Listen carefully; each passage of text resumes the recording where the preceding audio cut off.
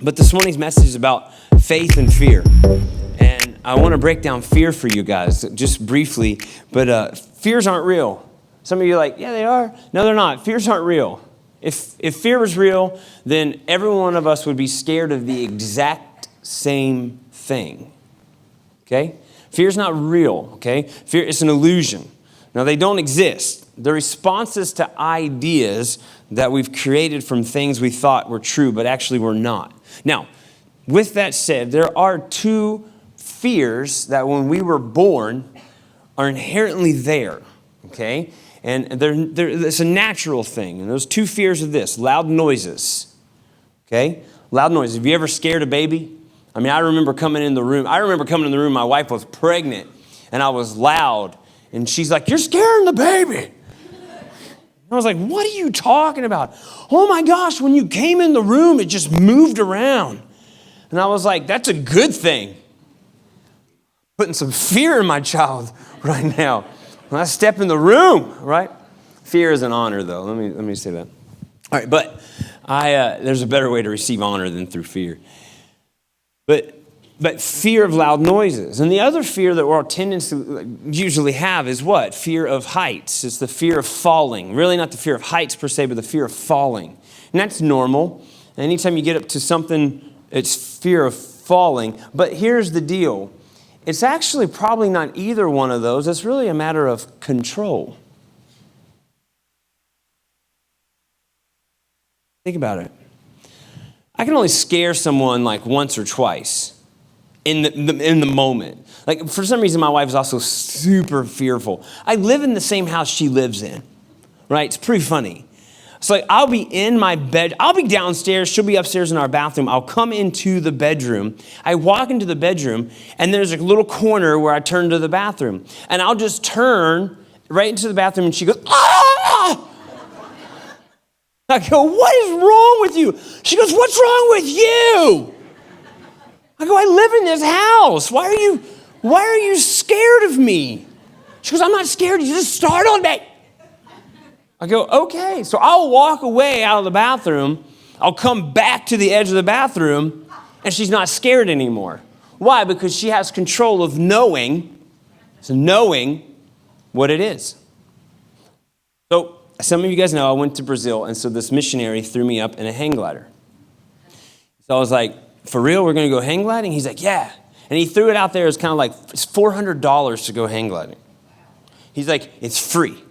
This missionary friend of mine, he's a missionary. He wants to take you up. It's free." And I was like, free don't mean anything. Free don't mean safe, right? He throws me up there.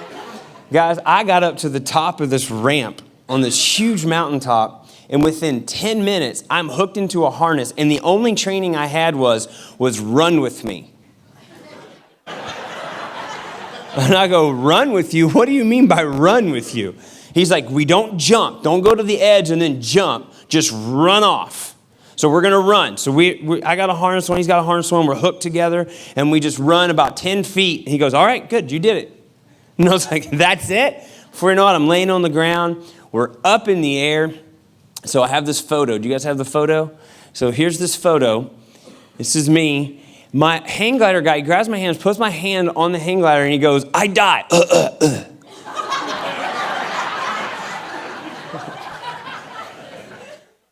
And he kept doing this. He didn't die like once. Like, he just kept dying. Like, he would...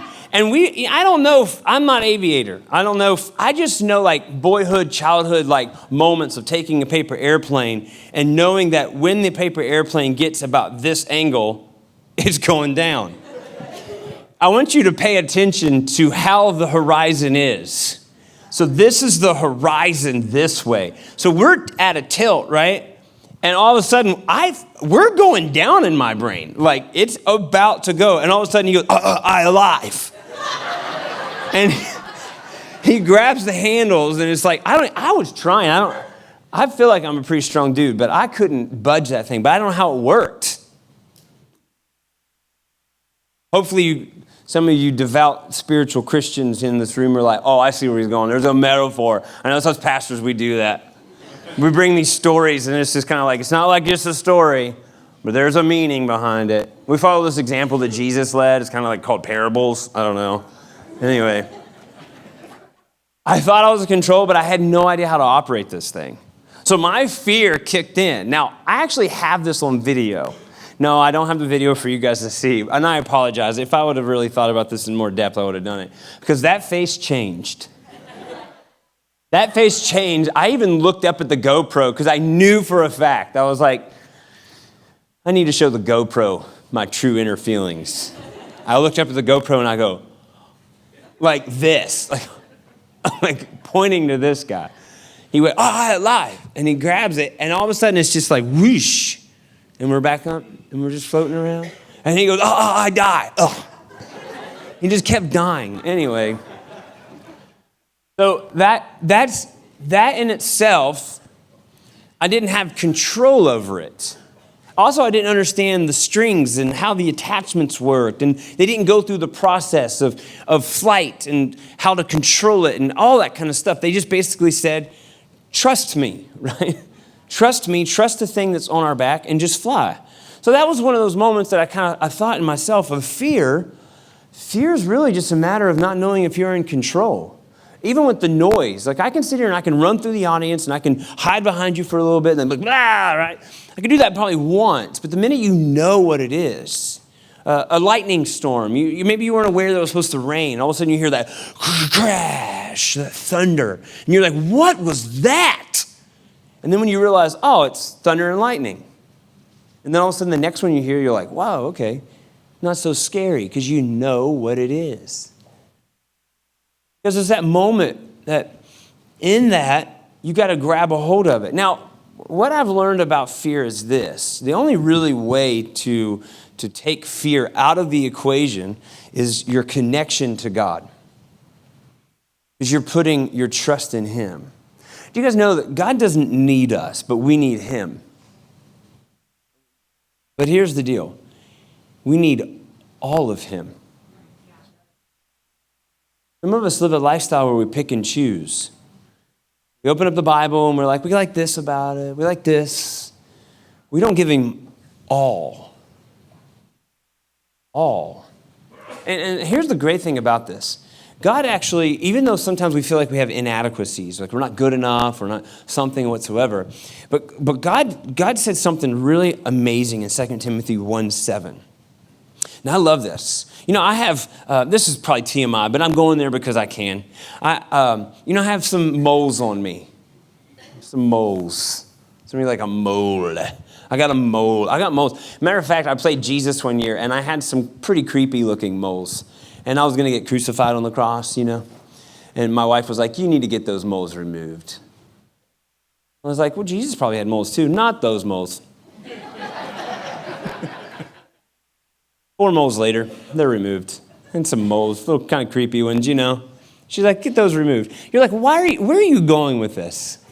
I'm going with this to say that each one of us is uniquely made. And there's some things that have happened in the fall, okay? Not everyone's perfect in this room.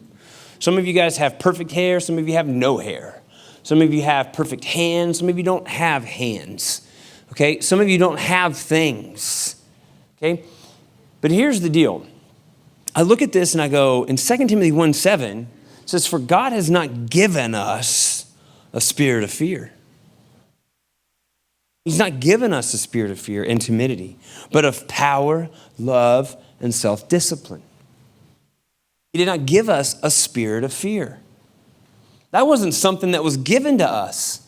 So when we wake up, what I said was in the very beginning, when we're first born, there's 2 things that we fear, and it's natural. It's kind of like it's there, but really it's a matter of control.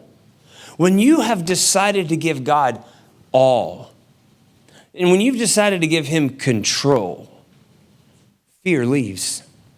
That connection to Him creates this ability to stand anywhere, everywhere in control. Where you say, no, God's got me. God's in control. Now, this is, I think West Virginia might be the only state that allows snake handling still, I think. I think it's the only one. Alabama finally made it illegal. Finally.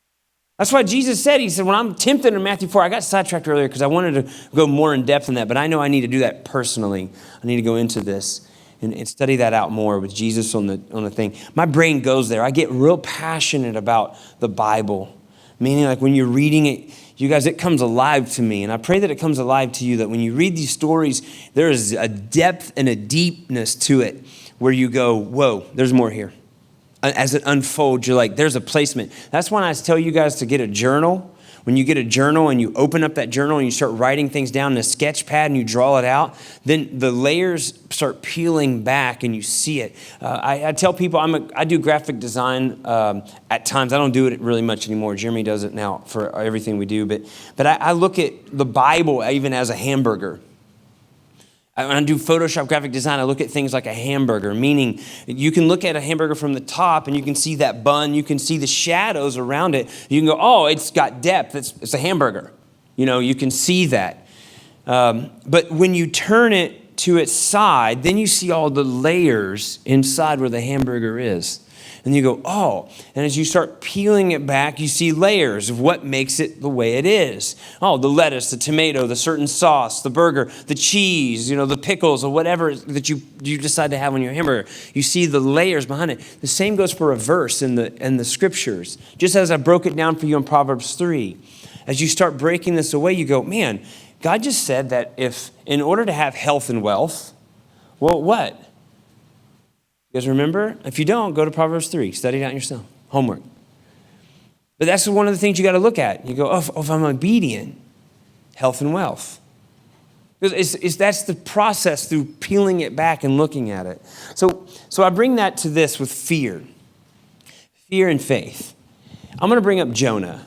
Now, I'm not going to read the book of Jonah. It's a short book. Read it yourself. It's one of the minor prophets. And you see in Jonah chapter 1 that God told Jonah to go do something. And Jonah's response was to what? To just go the opposite direction. That was immediately his response. He didn't even really take time to talk it out. He just said, nope, not doing that. Gets on the boat, and off he goes.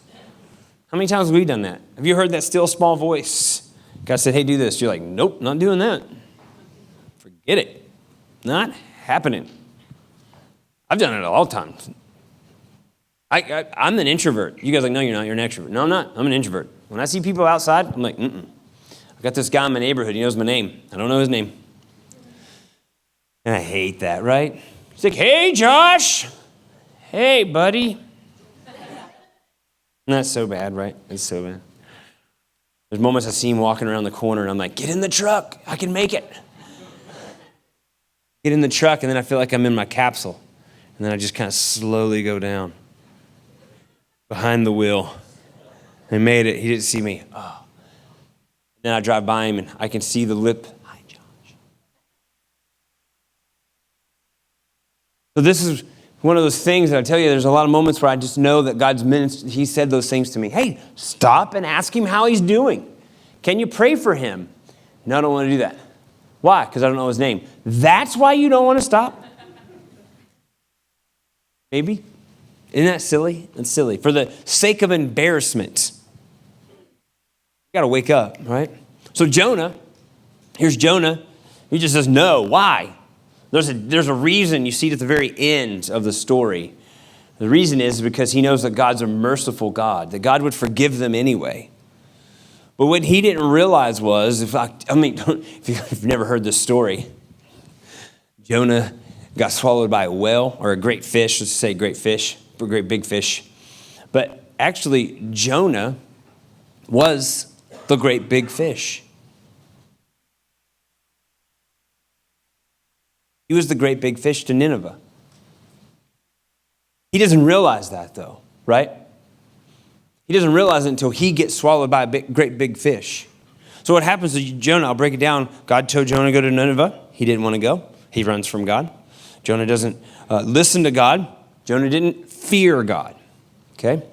He makes some poor decisions. He gets on this boat, right? And then what happens when he gets on the boat? He ends up so miserable on the boat, the people around him are ridiculing, upset with him.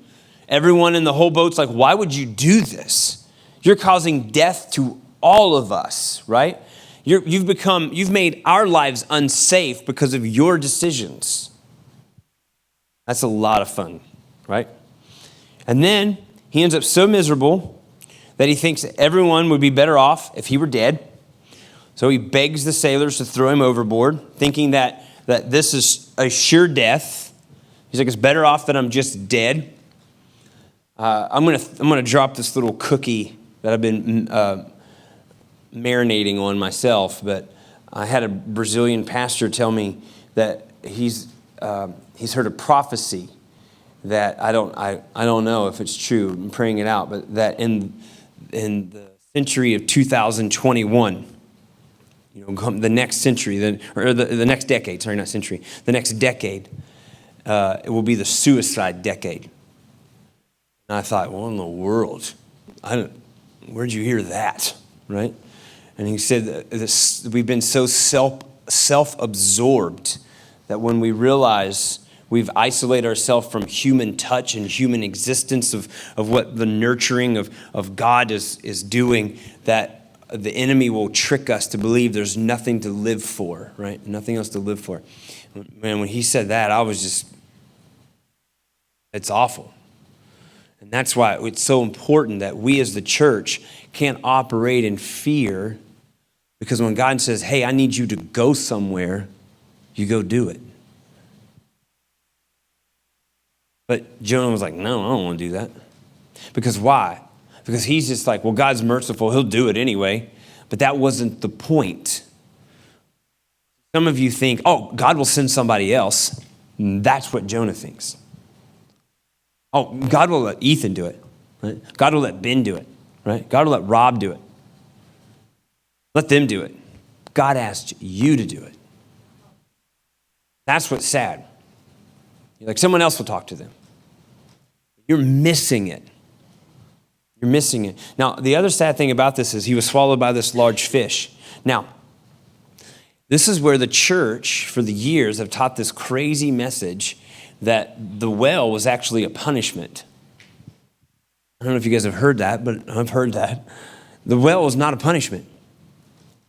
It was not a punishment at all. It was a form of rescue. And it was a form of, because if you get thrown over into the middle of the sea, there's nothing else happening, right? So the only form of rescue would be for that fish to have swallowed him.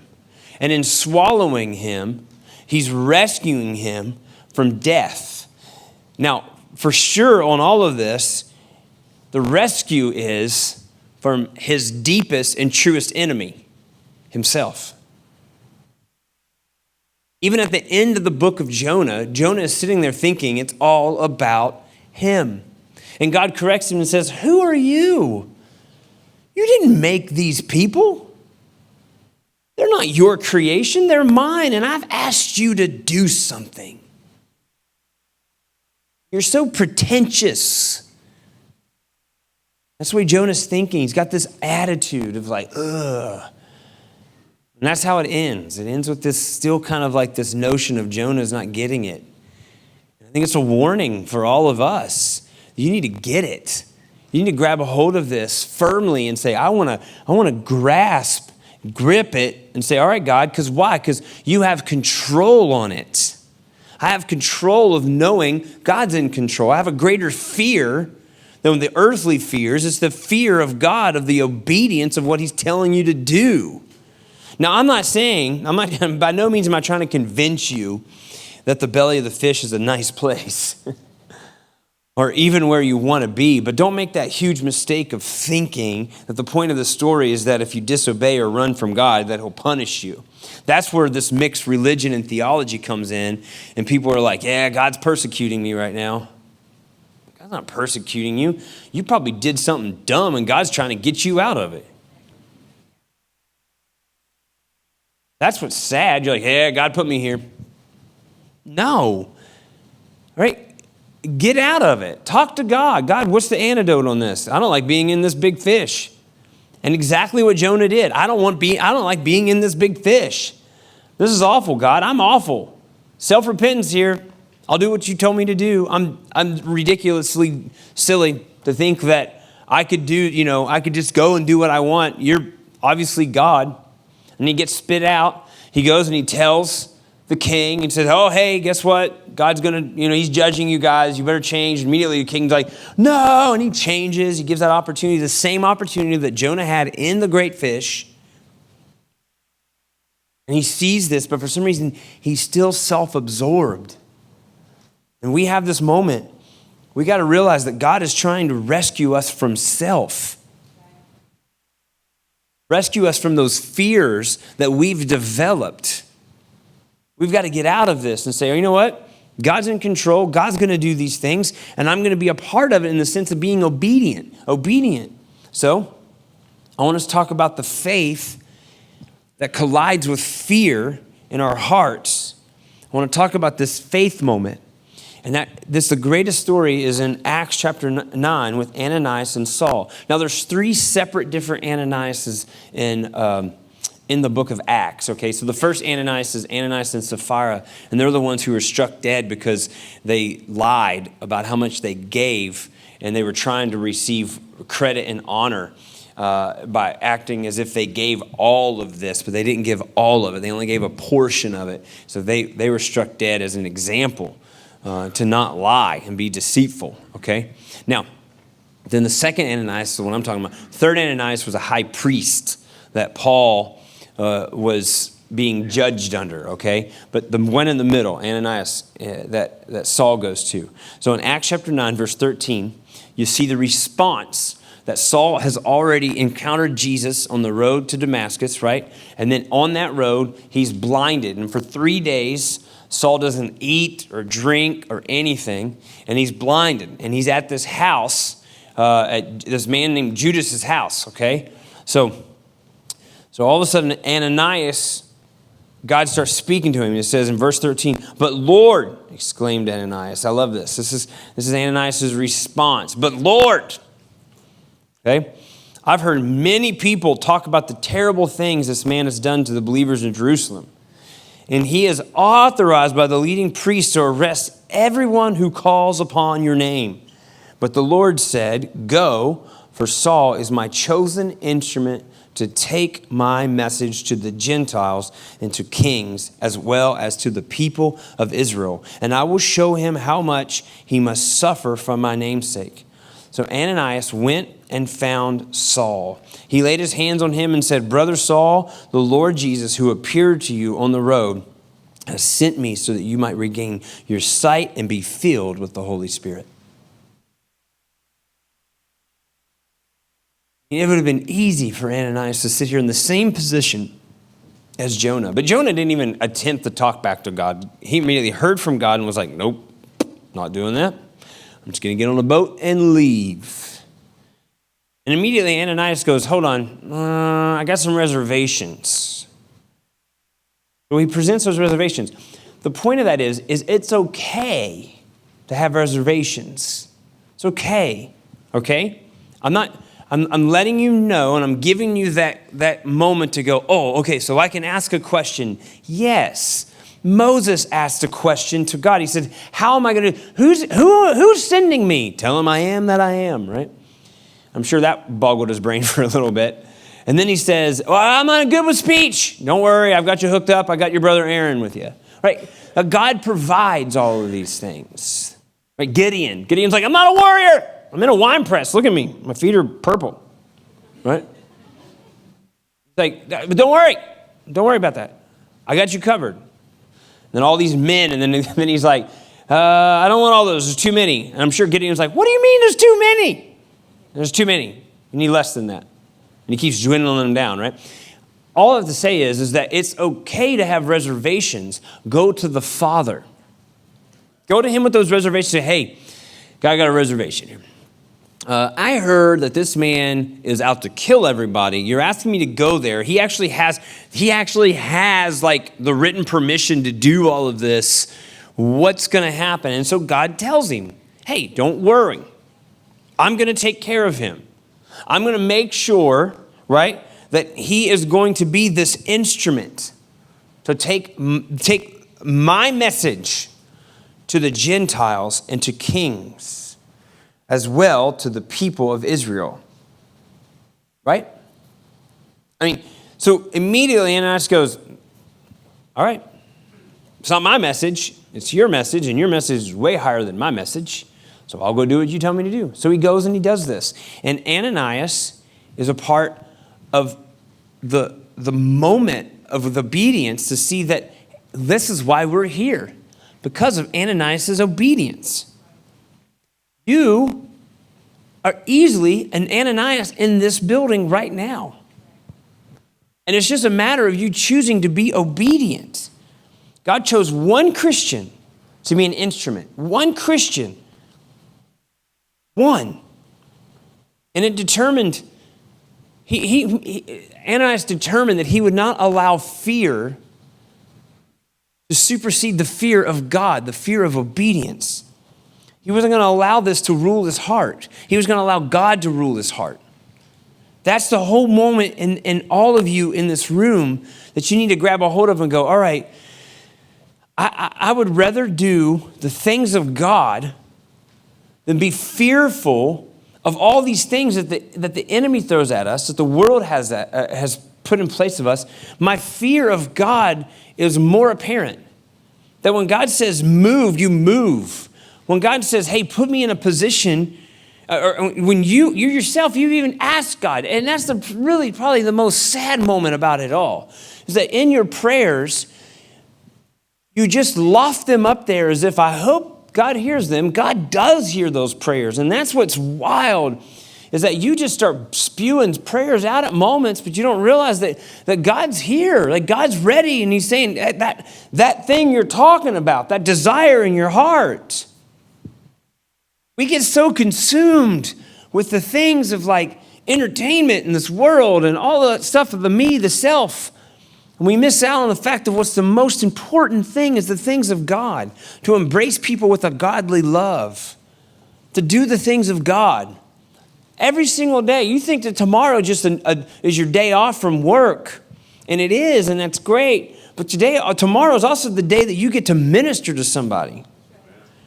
Like waking up in the morning to go, today is the day the Lord has made, and I will rejoice, and I will be glad in it. And I'm gonna minister to somebody today.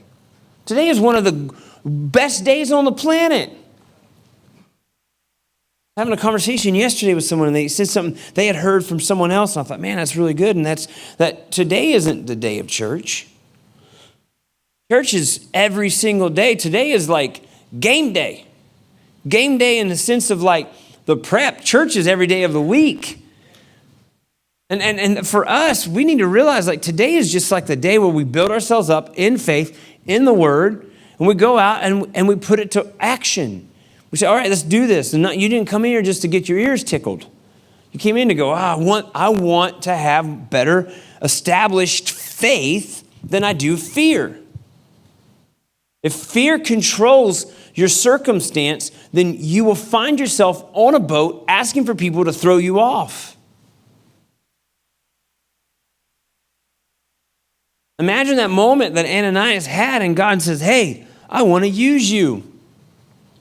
Like, at that moment, like I said, he had the ability to say, hey, God, I got some concerns with this. And God says, hey, don't worry about this. I'm going to take care of it. He's going to be somebody. I'm going to use him. And how did Ananias know that God was going to use him? Ananias. Because he uses Ananias. Think about it.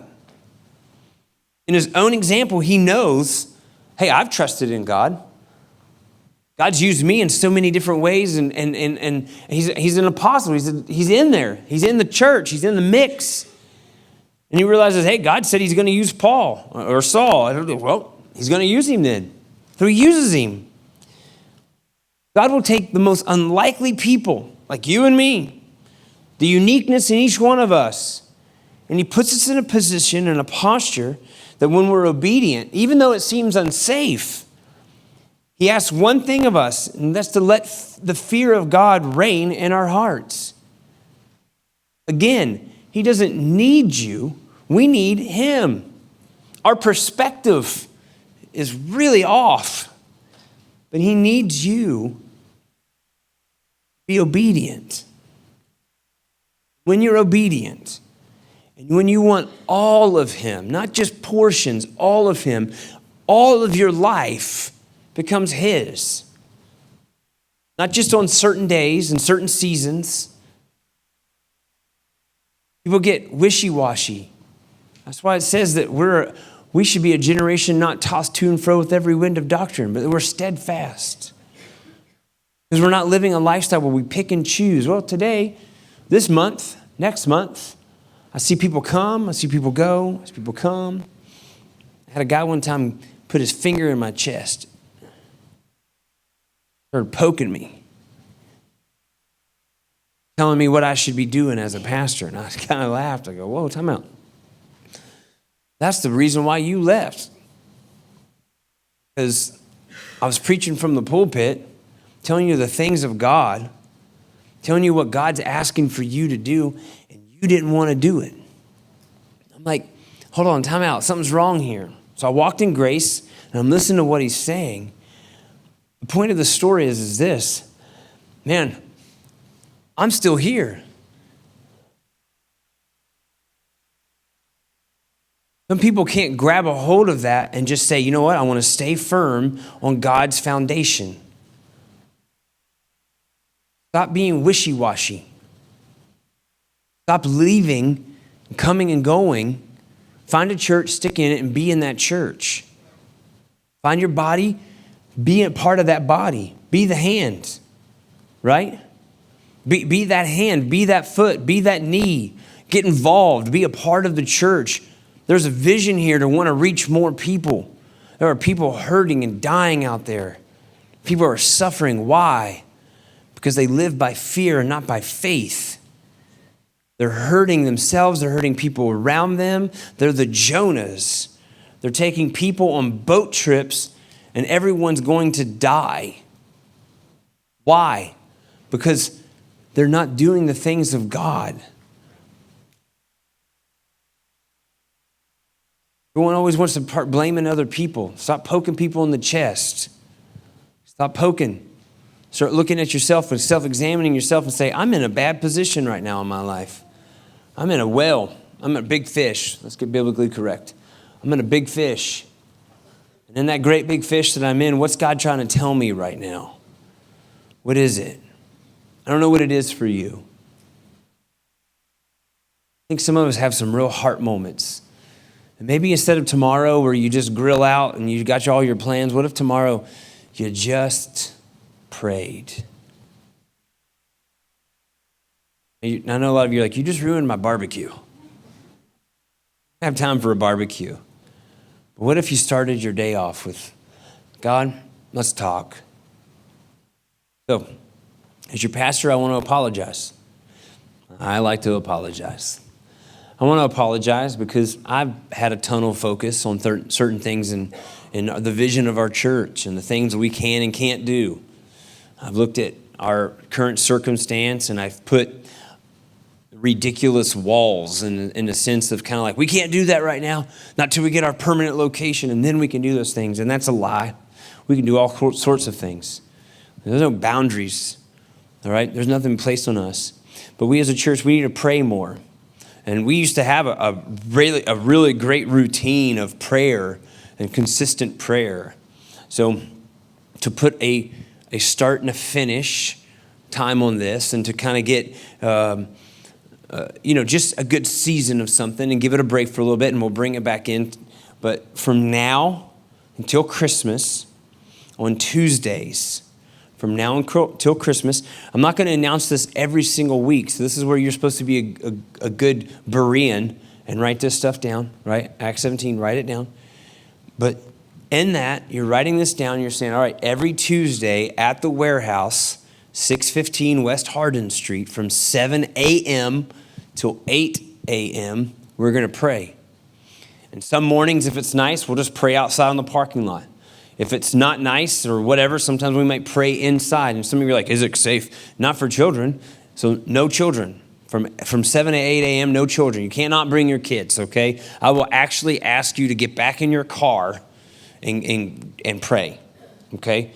But you cannot bring your children. But from 7 a.m. to 8 a.m. on Tuesdays, we're going to be praying. We'll pray. There's nothing wrong with us praying, whether it be outside or just wherever, but we're going to pray from now until Christmas, okay? And we'll pray. So if you want to be a part of that, then show up. Tuesdays, 7 to 8 a.m. I'd love for you to be out there. How does that look when I say prayer? We're not going to be praying for people. Don't come over there trying to give prophetic words for everyone, okay? We're praying. This is your time with him, okay? So meaning that we're going to play some music. I'll have some form of capability to play some music. You'll hear some music. People will just be kind of walking around, sitting, whatever. Floors are a little dirty. Don't sit down. But whatever. And just praying, okay? You just pray right now. We're praying for 1 hour. What are we praying for? Man, we're praying for breakthrough. We're praying for people, for salvations. And we're praying for our church, the vision that God's given us to help people find a better way, to introduce them to Jesus. All right, so from 7 to 8 Tuesdays, we're going to be praying. But I apologize. We should have been doing this a long time ago, but I've put these crazy visible barriers up saying, oh, we can't do anything until we get to the permanent location. I can do anything I want. All right, we can do this. So let's do it, all right? So I pray that you join me for that. All right, with that said, I know some of you are like, man, that was a really odd message. Nope. It was a faith and fear thing. We got to build our faith up, people. I'm so tired of operating in fear. It's ridiculous. We can't operate in fear, all right? You can't do it. You miss out on the presence. If you're not willing to go through the process, then you're going to lose out on the presence of God, right? Imagine, again, I'm going to say this one more time. Ananias walking down that street thinking, all right, God. You know, he was sitting there freaking out.